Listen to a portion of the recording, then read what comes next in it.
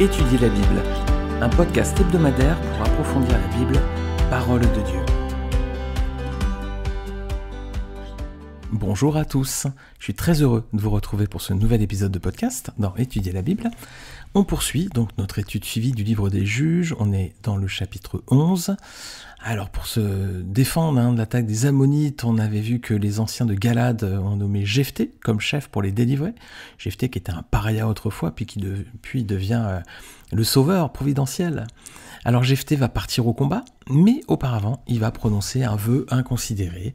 Et c'est ce qu'on va lire aujourd'hui. On va être donc dans le chapitre 11 du livre des Juges, et je vais lire du verset 29 à 40, dans une version second 21. L'esprit de l'Éternel reposa sur Jephthé. Il traversa Galad et Manassé, puis il passa à Mitzpé de Galad. De là, il marcha contre les Ammonites. Jephthé fit un vœu à l'Éternel. Il dit « Si tu livres les Ammonites entre mes mains, toute personne qui, à mon heureux retour de chez les Ammonites, sortira de chez moi pour venir à ma rencontre, appartiendra à l'Éternel, et je l'offrirai en holocauste. » Jephthé marcha contre les Ammonites, et l'Éternel les livra entre ses mains. Il leur infligea une très grande défaite depuis Aroër jusque vers Minite, espace qui comptait 20 villes, et jusqu'à Abel-Kéranim. Les Ammonites furent humiliés devant les Israélites. Jephthé retourna chez lui à Mitzpa, et voici que sa fille sortit à sa rencontre avec des tambourins et des danses. C'était son seul enfant. Il n'avait pas de fils et pas d'autre fille. Dès qu'il la vit, il déchira ses vêtements et dit « Ma fille, tu me jettes dans l'abattement, tu fais partie de ceux qui me troublent. J'ai fait un vœu à l'Éternel, je ne peux revenir en arrière. » Elle lui dit « Mon père, si tu as fait un vœu à l'Éternel, traite-moi conformément à tes paroles, maintenant que l'Éternel t'a vengé de tes ennemis des Ammonites. » Elle dit encore à son père « Accorde-moi seulement ceci, laisse-moi partir pendant 2 mois. Je m'en irai, je me rendrai dans les montagnes, et j'y pleurerai ma virginité avec mes compagnes. » Jephthé répondit « Vas-y », et il la laissa partir pour 2 mois. Elle s'en alla avec ses compagnes et pleura sa virginité sur les montagnes. Au bout des 2 mois, elle revint vers son père et il accomplit sur elle le vœu qu'il avait fait. Elle n'avait pas eu de relation avec un homme. Il y depuis lors une prescription en Israël. Tous les ans, 4 jours par an, les filles d'Israël s'en vont célébrer la fille de Jephthé le Galadite. Une histoire un petit peu troublante, alors on va la décrypter verset par verset. Donc tout d'abord, versets 30 et 31, on avait vu lors des 2 précédentes études que Jephthé avait reçu le Saint-Esprit. C'était l'occasion de traiter ce sujet en 2 épisodes de podcast, c'est les 2 épisodes précédents. Mais à présent, il va faire un vœu irréfléchi. Alors, lequel ? Eh bien, on l'a lu, toute personne qui, à mon heureux retour de chez les Ammonites, sortira de chez moi pour venir à ma rencontre, dit Jephthé, appartiendra à l'Éternel et je l'offrirai en holocauste. Est-ce que c'était une décision raisonnable ? Non, bien sûr. Regardez avec moi Proverbe 20, verset 25. La Bible dit « C'est un piège pour l'homme que de prendre à la légère un engagement sacré et de ne réfléchir qu'après avoir fait un vœu. » Je me rappelle, il y a quelques années, petite anecdote, quelques années en arrière maintenant, j'avais dit au Seigneur « Jésus, je porterai une croix, Seigneur, toute ma vie si tu m'accordes une réponse à ma demande. » Je crois que de mémoire, c'était de la réussite à un examen ou quelque chose comme ça. Alors à cette époque, j'étais pas chrétien, les amis. J'avais une culture un peu chrétienne, comme tout Français né ici. J'avais cette culture un peu d'aller à l'église quelques fois avec mes parents à l'église catholique, mais enfin, j'avais pas encore donné mon cœur au Seigneur. Alors j'ai fait ce vœu. Mais lorsque j'ai vraiment donné ma vie à Jésus-Christ, quand j'ai compris qu'il était mort sur la croix pour mes péchés, qu'il avait payé à ma place la punition que je méritais par mes fautes, lorsque j'ai accepté ce sacrifice pour moi, j'ai remis ma vie entre les mains du Seigneur, j'ai fait de lui le Seigneur de ma vie, quand j'ai fait ce pas, j'ai compris que c'était une erreur finalement. Le vœu que j'avais fait, je porterai une croix en pendentif toute ma vie si tu m'accordais une réponse. Non. Alors le Seigneur, il ne nous demande pas de porter une croix autour du cou, il nous demande plutôt de porter notre croix. Regardez Luc 9, 23. Jésus dit à tous, « Si quelqu'un veut venir après moi, qu'il renonce à lui-même, qu'il se charge chaque jour de sa croix et qu'il me suive. » Voilà, mon vœu, je porterai une croix autour du cou, vous comprenez bien que c'est tombé à l'eau. J'ai abandonné ce vœu qui était complètement inutile, bien sûr. Alors on va se poser une question. Est-ce qu'on peut avoir le Saint-Esprit et pécher ? Parce que le vœu de Jephthé, c'était une erreur, on l'a dit. Pourtant, il avait le Saint-Esprit sur lui. Alors, qu'est-ce qu'on peut en déduire ? qu'avoir le Saint-Esprit, ça ne nous empêche pas de commettre des erreurs ou de pécher, les amis. Hélas, 1000 fois hélas. Et on en fait l'expérience trop souvent. Combien de fois aujourd'hui encore, même si on est chrétien, converti, le Saint-Esprit est sur nous, ça ne nous empêche pas, les amis, de commettre des erreurs et parfois même de pécher. Hélas, 1000 fois hélas. Regardez un personnage de la Bible, un grand personnage, le roi David. Lorsqu'il a commis son adultère avec Bathsheba, et en plus il a fait tuer son époux de cette femme, Uri le Hittite, pour couvrir sa faute, le Saint-Esprit était sur lui. Eh oui, regardez avec moi, Psaume 51. Vous pourrez relire les versets 1 à 13, toute cette partie-là. Moi, je vais m'arrêter juste sur les versets 1 et 2. Regardez. Ce psaume, donc, on lit qu'il a été rédigé lorsque le prophète Nathan vint chez lui après son adultère avec Bathsheba. Donc, il a commis cet adultère. Et regardez ce que dit David au verset 13. On peut lire même à partir du verset 12.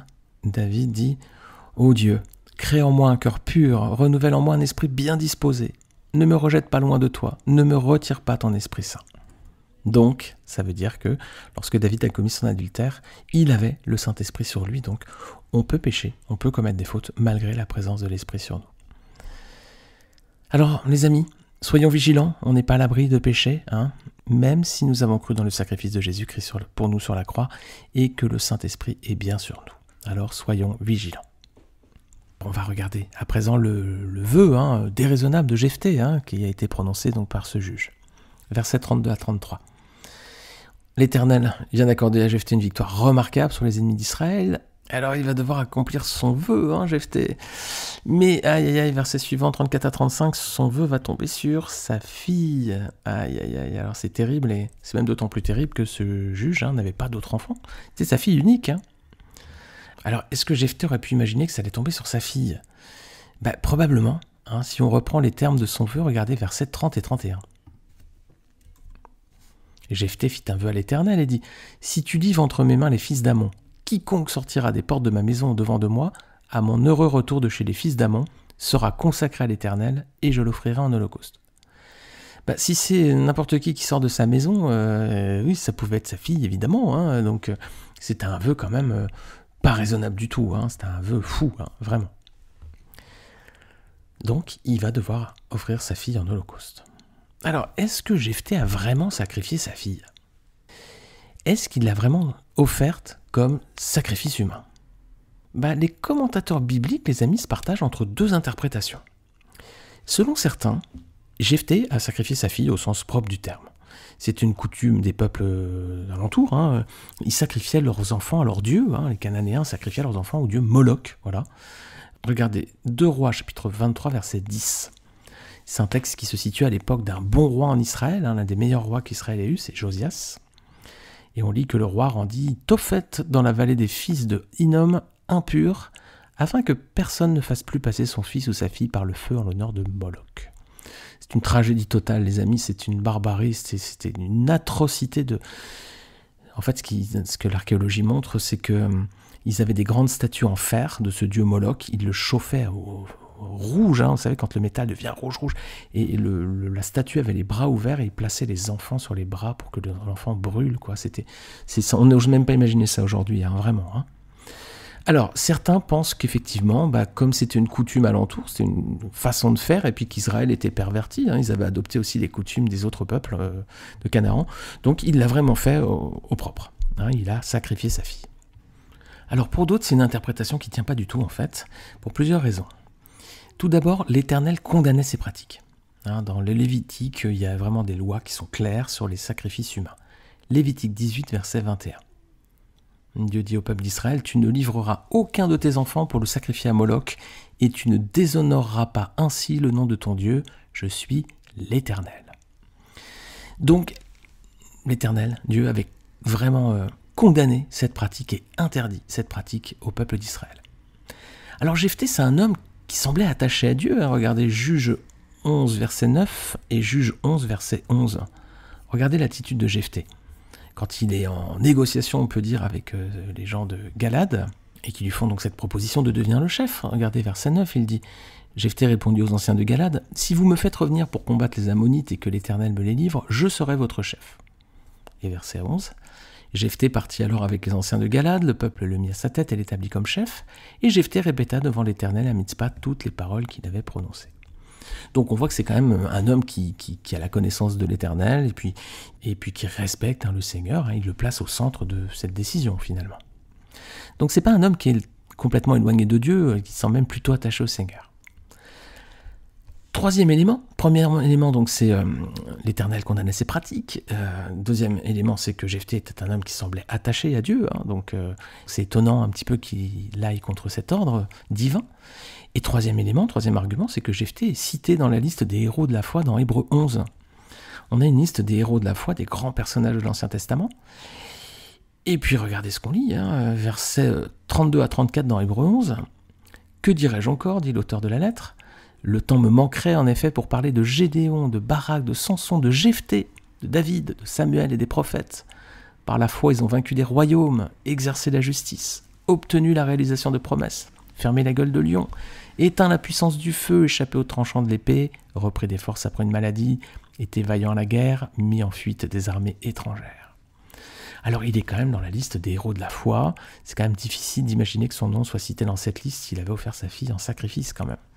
Il n'est pas nécessaire dans cette liste, Jephthé, on peut très bien la lire et supprimer son nom, ça change finalement peu de choses, à nos yeux, mais le Seigneur a placé son nom. Donc, si cet homme avait fait vraiment quelque chose qui soit tellement affreux, horrible aux yeux de l'Éternel, étonnant quand même que le Seigneur laisse son nom ici.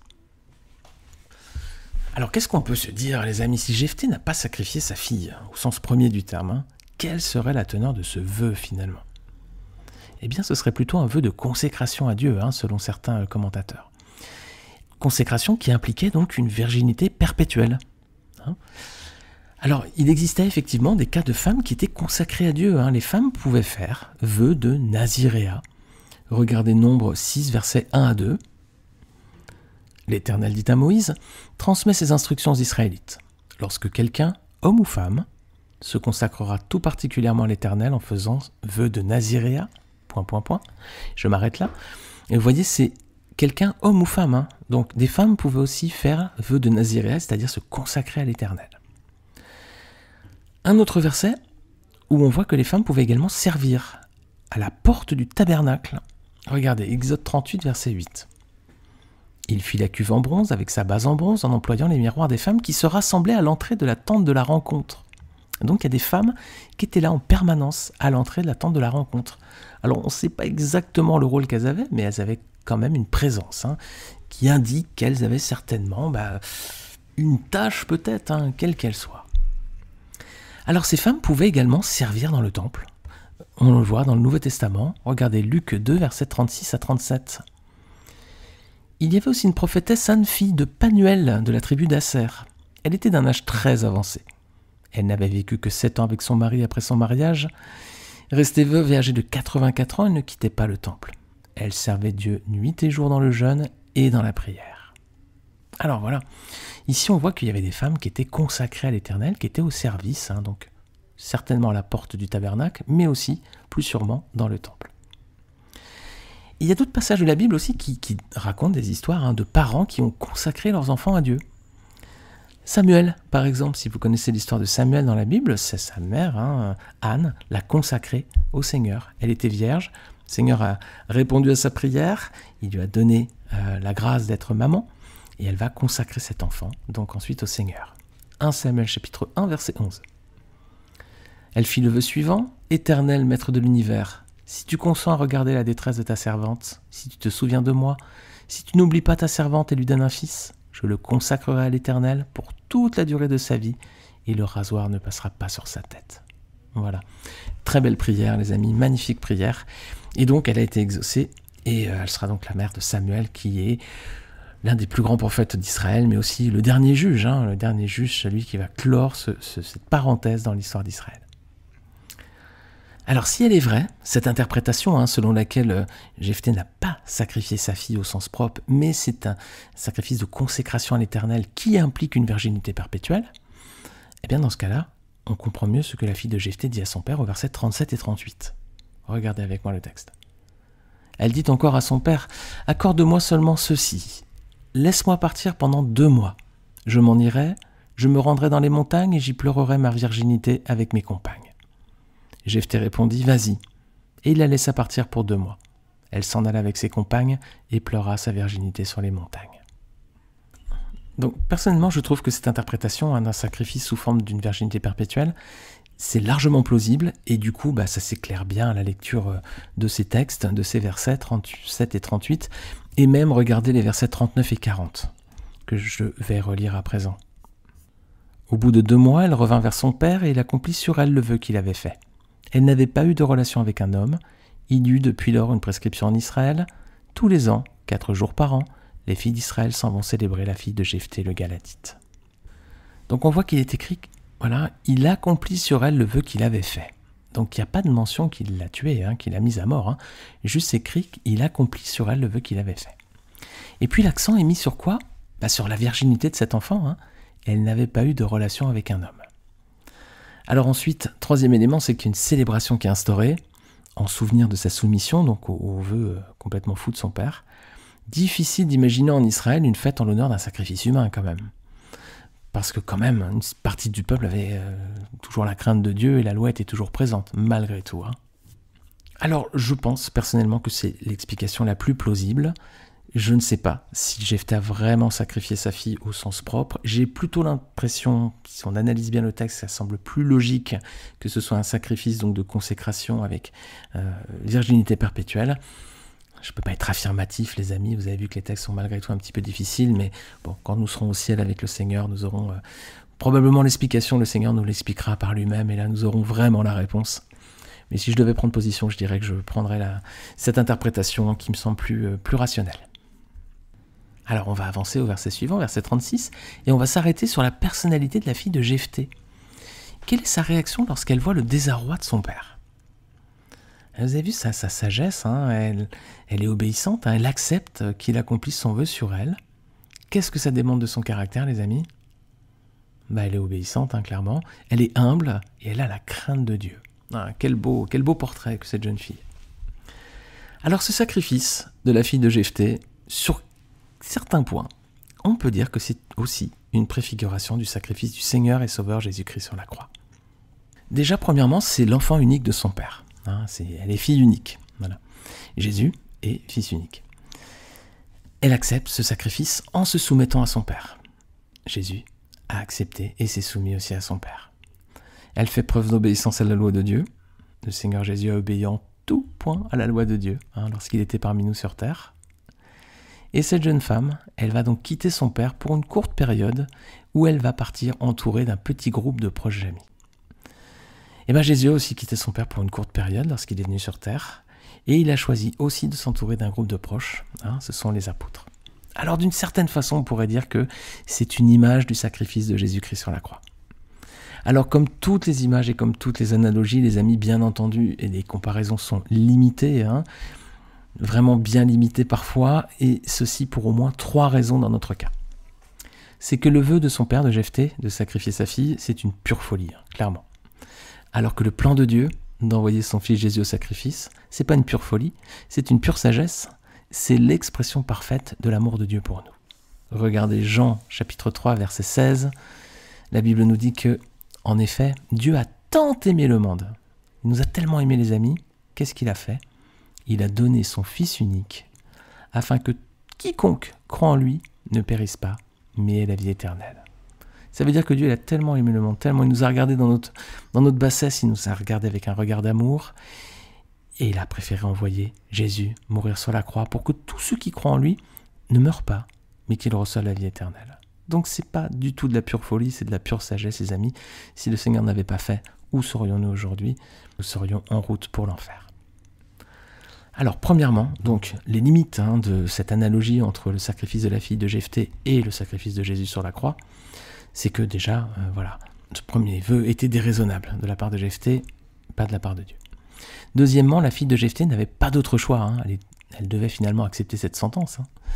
C'était son père, malgré tout. On ne sait pas quel âge elle a, mais c'était son père, donc elle était peut-être un peu tenue d'obéir malgré tout. Mais Jésus, au contraire, lui a donné sa vie volontairement. Regardez Jean chapitre 10, versets 17 à 18, on lit que le Père m'aime, parce que je donne ma vie pour la reprendre ensuite.